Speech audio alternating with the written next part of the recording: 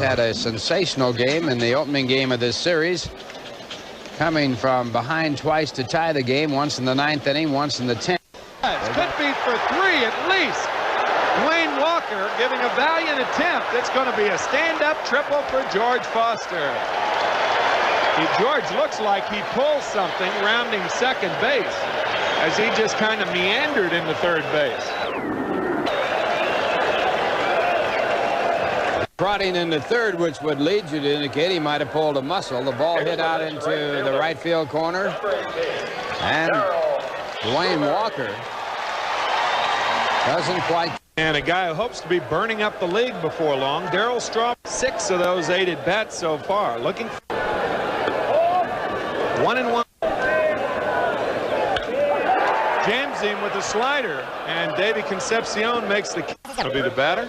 Brian batting on left field. That'll score George Foster. And it's a 5-1 ball game. Sharply hit fastball by Brian Giles makes it 5-1. George Foster is limping. As we look at it again of the series, he had been 0 for 9, and he hits it well right through the hole. And you talk about a needless balk right there with the score.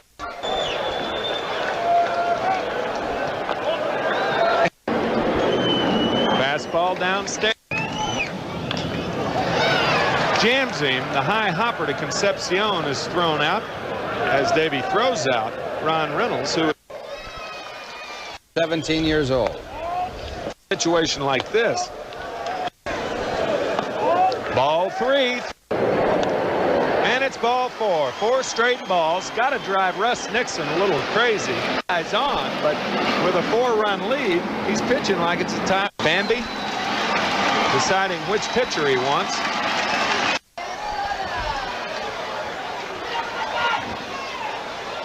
Runner at first. His job is to get fastball outside. There's a strike. 1-1 to Rusty Staub. Base hit left field. All right. 5-2 ball game. Staub delivers. Oh, Rusty Staub, one of the top pinch hitters last year in the National League. Second pinch hit and his second run batted in this year and 7 at bats. And the Mets are edging their way back into this game. Curveball. A baseball or throwing a baseball. He got him with a fastball. Neil Allen ran the count to 3-2, but polished off Ron Oster with a heater. And right here, back with a fastball. It runs right on that outside corner. And Allen. He strikes out 1 after 2.5. Struck at about 87 miles an hour, which seemed to me a little slow. I thought he was throwing a little bit harder than that. And here today, he certainly is. Tough time of day in left field. I want to tell you, this Reedus is some kind of a hitter. This is a rookie. This is a second curveball that he hits, and he hits this one hard. He singled off a curve in the first inning, and Foster almost misplayed it, but it still was a well-hit line drive by Gary. Throws him out, and the inning is over. 1 hit and 1 left. And in the middle of the 4th by Dwayne Walker in right field. A diving catch that An outstanding play. Walker stretched out in a dive and taking that ball in the air. You just can't do it any better than that. Let's look at this again. Right in the air to make the play to take an extra base hit away from Mookie. And now here's a with a blueprint. This is about the 3rd time this season that Brian Giles has laid down a perfect bunt for a base hit. And he can do it. He slides that top hand way up toward the end of the bat. Watch how high up it is, and then he just bunts it with the end of the bat and just cushions the ball. The base hit is first in the major leagues. Ron Reynolds finally, after going to the plate 13 times, gets his. Well, this one will go in the archives. Ron Reynolds, who played last year in AA ball at Jackson of the Texas League. It did. It just nicked Mookie Wilson on the elbow. 7th inning. This ball just rides in on Mook, and he can't get out of the way in time. He's waiting for it to break, and then quite often. What a play by Bench. And he's safe at second base. Going to be argued on this play. Here comes Nixon. A very close play after a brilliant stop by Johnny. The play again. Hubie hits the ball very sharply, and Johnny Bench makes a Brooks Robinson type stop, and from his knees throws to second base. Close play. And in the event of a tie, one must. Runners at first and second. Nobody out. And it was breaking ball missing. Dave O. Fastball misses. To Hall of Fame in a county in Ohio yesterday. Oh, fouled it back. Wilson. Ball hit well to right center. Might be. Milner back. Wilson's going to have to hurry. Brooks is going to pull into third. And it's a 5-3 ball game. RBI double by Dave Kingman. So finally, after 4 trips, going to right field has finally helped Dave Kingman and the Mets. Well, after getting the ball down to Kingman, he throws another low pitch, and Dave got the fat part of the bat on it. This ball probably should have been caught. Walker comes over. Milner pulls up, and it's just out of the reach of Walker, who had to hold up because he was on the warning track and was afraid of running into either the wall or to Milner. And Hubie Brooks had to hold up.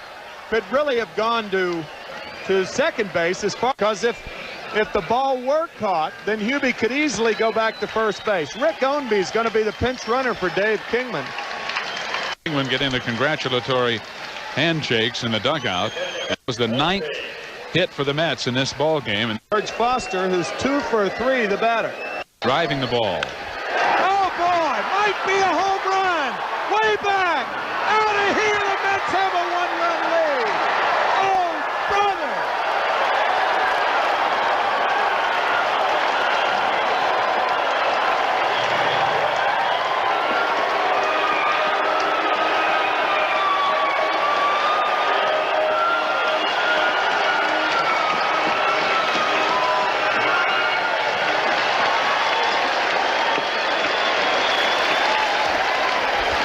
Foster has hit his second home run in 3 days. A game winner on Friday night and a BB here on Sunday. Woo! Right down Broadway, and Foster's waiting for it. Gets that big black bat on it and drives it out to right center field. His 5th home run of the year. He now has 15 RBIs, and Rich Gale can do nothing about it except take a big deep breath. Foster and Kingman finally this season now doing what the Mets fans as well as the Mets management have been hoping for in the last few games, hitting the ball out of the park, driving in runs, and getting extra base. Have finally caught up with Rich Gale, who has been flirting with trouble all this whole ball game. The Mets having stranded 7. Rich Gale pitching defensively, standing ovation for George Foster. Nobody out. There's Big George. They're asking for George to come out and take a bow, and here he comes. Yes, sir. All right, another one. Foster's been hot lately, and in this ball game, he has a triple, a single, and now a 3-run home run. Oh, boy. Orozco's going to beat that out as he has himself an infield base hit, a 1-hopper back to Hayes. He reacted in time. Had he not reacted, that ball may have been in the center field for a base hit. The pitch again. Breaking ball that Jesse gets on top of, and it's a 1-hopper slashed right back in his face. And having no chance to make a play at any base, the bases almost ran back to the ball. At second, and Orozco at first. Oh, nice play. It was tough to react to that pitch. Oh, base hit. 1-run score. 2-run score. Orozco goes into third. Wilson to second. It's a 8-5 ball game. What a seed Mookie Wilson hit down that right field line. RBIs number 13 and 14. Well, Mookie just might have broken out of the mini slump he's been in. He rips this ball just inside the bag. John McSherry making the call at first base as Reynolds comes in easily. And this is one thing that the Mets have been lacking, the key two-out base hit. And in the last 3 games, we've seen more of it than at any time previously in the season. Here's a throw to home plate. And let's look at the swing of Mookie Wilson once again. Head down, right on top of that ball, and ripped it right down the right field line. And did he swing through that ball? Breaking ball finally got Hubie Brooks to strike. And the second pitch, Billy Williams is checking with John McSherry. It's got to be, and now Hubie and Billy Williams are talking it over. And 7 hits, no errors, but Red pitchers walked 3 in the inning, and that meant trouble. There were 2 left on. At the end of 7 innings, the Mets have an 8-5 lead. And oops, I think he checked, but not in. Oh boy! Oh, I don't believe that one, John. John, judge for yourself. Oh, John, you got away with one there. That's about as far around as you can go. Fouls it. Oh boy! He didn't get jammed, but he hits it well. But George Foster's there. They get on his horse and catches it in fair territory for the out. Taps this one again. And ball hit well to center, but Mookie's there, and he makes the catch. Strong inning for Doug Sisk. No 8-5 after 7.5. And now a word. Well hit, base hit to right field, and in the 8th inning, the Mets have to lead off batter on board as Heap singles. You're going to get the good part of the bat on the ball. Ben Hayes is a good pitcher, but he's the type of pitcher that a guy like Heath is going to handle well. He's going to hit the ball hard again. Here's George.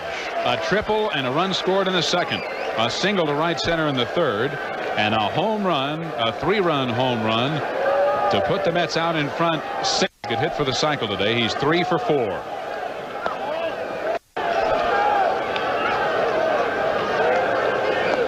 In the dirt, 2 balls and no with no one out. And 3 balls to George. Did you see it that way? That's true, though. And a 3-0 pitch is in the dirt. George flips his bat and walks to first base. That's the 6th walk Cincinnati pitching has allowed.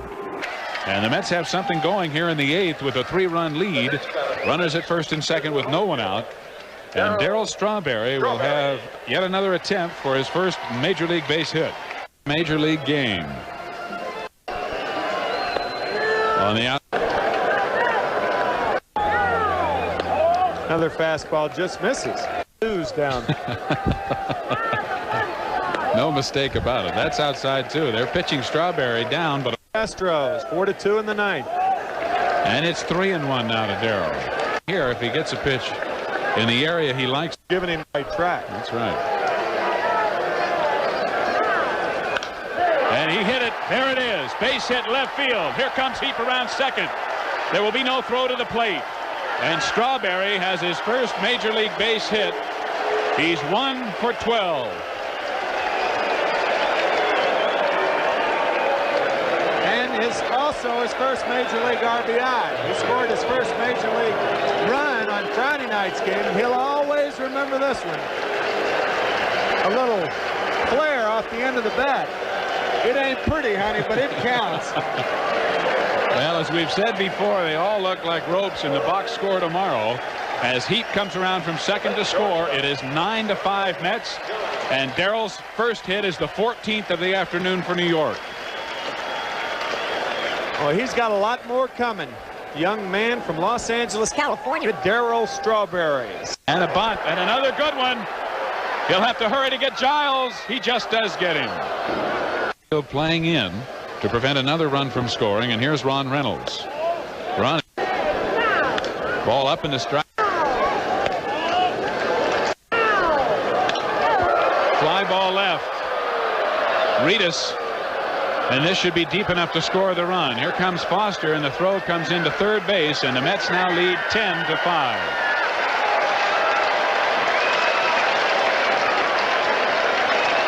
An RBI sacrifice fly for Ron Reynolds. Foster scores from third. Back-to-back first RBIs in the major leagues for Darryl Strawberry and Ron Reynolds. play by Ron Oster. That ends the inning, but not before the Mets scored 2 more on 2 hits and 1 runner left on base. And at the end of 8 complete innings of play, it's now the Mets 10 and the Reds 5. Now here's a word from...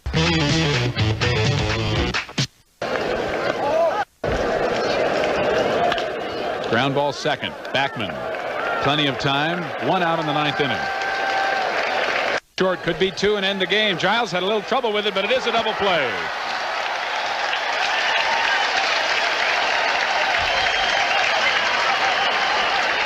Doug Sisk pitches the last 2 innings for the New York Mets, and a double play ends the ball game as the Mets battle back to come from behind after spotting Cincinnati 5 runs in the top of the 1st inning to win it 10-5. And I do not believe Doug Sisk gets credit for a save. He did not pitch 3 innings, and the tying run was not on deck when he pitched. But he did do a fine job facing the limited amount of hitters in the 2 innings. He's 2-0, and here's hoping that Jesse gets that sprained ankle cleared up in a hurry.